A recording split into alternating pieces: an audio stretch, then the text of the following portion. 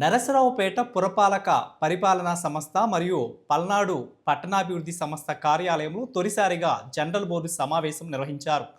ఈ సమావేశానికి పల్నాడు జిల్లా చైర్మన్ మధు, జిల్లా జాయింట్ కలెక్టర్ సంజనా సింహాతో పాటు సంబంధిత శాఖల అధికారులు హాజరయ్యారు. పట్టణాభివృద్ధి పనులు, మౌలిక వసతుల విస్తరణ, భవిష్యత్ అభివృద్ధి ప్రణాళికల వంటి అంశాలపై విస్తృతంగా చర్చించారు.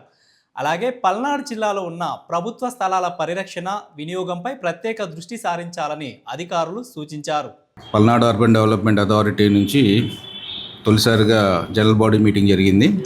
దానిలో ముఖ్యంగా గవర్నమెంట్ ల్యాండ్స్ని ఎలా ఇన్కమ్ జనరేటింగ్ మోడల్గా ఎలా తీసుకురావాలన్నట్టు ఒక నిర్ణయం తీసుకున్నాం.